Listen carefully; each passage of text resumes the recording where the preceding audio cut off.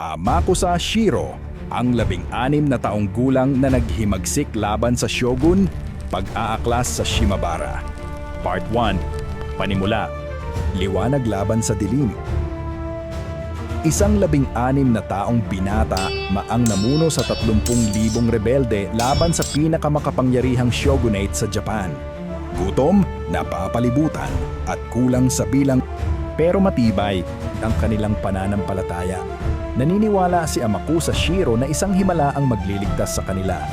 Ano ang mangyayari kung pagsubok ang humamon sa pananampalataya? Taong 1637, ipinagbabawal ang Kristyanismo, mahigpit ang pamamahala ng mga samurai. At sa timog ng Japan, isang batang lider ang lumitaw. Tinawag ng ilan na isang propeta, ng iba naman ay isang tagapagligtas. Ngunit siya ba ay talagang pinili ng Diyos? O isa lang batang hinubog ng panahon? Part 2. Ang kabataan ni Shiro, ang pagsilang ng isang lider. Ipinanganak si Amakusa Shiro noong 1621 sa isang pamilyang Kristiyanong samurai sa Kumamoto Prefecture. Ang kanyang ama, si Masuda Jinbei, ay isang ronin, isang samurai na nawala ng Panginoon. Dati siyang nagsilbi kay Kunishi Yukinaga, isang Kristiyanong daimyo. Ngunit matapos itong ipapatay noong 1600, nagdusa ang kanyang mga tagasunod, kabilang ang pamilya ni Shiro.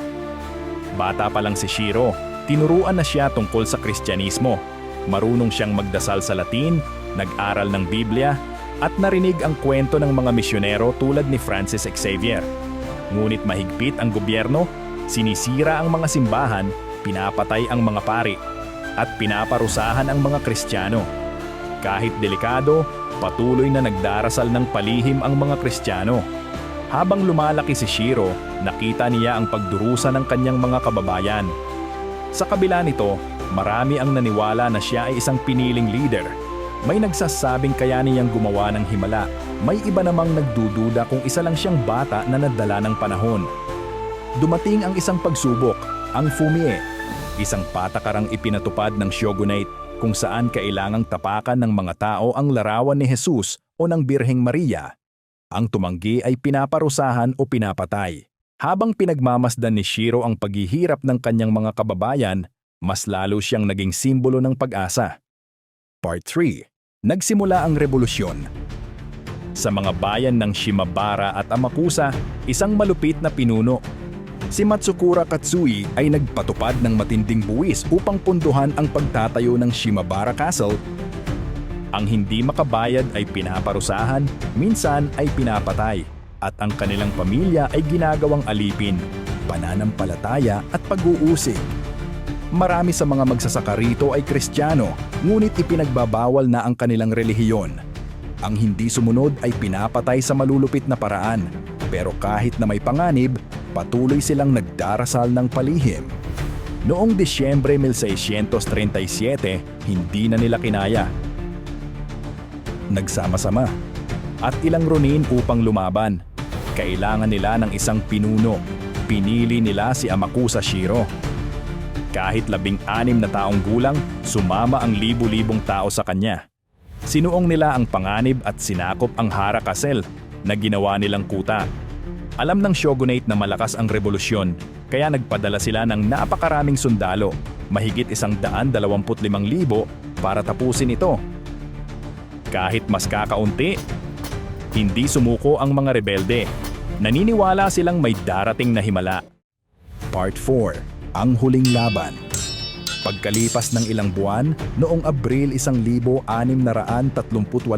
sinimulan ng mga sundalo ng shogunate ang huling pagsalakay sa Hara Castle. Gutom at mahina na ang mga rebelde, pero lumaban sila hanggang dulo. Pero napakarami ng kalaban, nabagsak ang depensa ng kastilyo. Naniniwala pa rin si Shiro na ililigtas sila ng Diyos, pero walang awa ang mga sundalo. Nahuli si Shiro, pinugutan siya ng ulo, at ipinakita ito sa publiko bilang babala sa iba. Sa kabuuan, halos 37,000 rebelde at taga-suporta ang pinatay. Part 5. Ang pamana ni Amakusa Shiro. Matapos ang revolusyon, mas lalong hinigpitan ng shogunate ang kanilang mga batas. Bawal na bawal ang Kristyanismo at ang mga mananampalataya ay napilitang magtago. Ngunit hindi nakalimutan si Amakusa Shiro. Naging alamat siya, isang simbolo ng paglaban sa pang-aapi. Part 6. Ano ang matutunan natin sa kanyang kwento? Ang kwento ni Amakusa Shiro ay hindi lang tungkol sa isang nabigong revolusyon. May mga aral tayong matutunan dito. Ang lakas ng paniniwala. Dahil sa kanyang pananampalataya, nagkaisa ang libu-libong tao. Ang paniniwala, maging sa relihiyon, kalayaan o isang adhikain, ay may kakayahang magbigay ng tapang sa marami. Ang presyo ng pagtatanggol sa paniniwala, hindi madaling lumaban sa pang-aapi. Maraming namatay sa Shimabara Rebellion, pero ang kanilang kwento ay nagbigay inspirasyon sa iba pang lumaban para sa kanilang karapatan. Ang halaga ng kasaysayan, ang mahigpit na patakaran ng gobyerno pagkatapos ng revolusyon ay nagtagal ng mahigit 200 taon. Ang kasaysayan ay nagtuturo sa atin kung paano maiiwasan ang mga pagkakamali ng nakaraan. Part 7. Tawag sa pagkilos. Si Amakusa Shiro ay 16 na taong gulang nang lumaban siya para sa kanyang paniniwala. Nagtapos sa trahedya ang kanyang laban, pero hindi ang kanyang kwento. Ano ang bagay na pinaniniwalaan mong sulit ipaglaban? Kung nagustuhan mo ang kwentong ito, sabihin sa comments. Huwag kalimutang mag-subscribe sa aking YouTube channel para sa mas maraming amazing na content. Pindutin ang subscribe button at i-on ang notifications. Salamat sa panonood hanggang sa muli.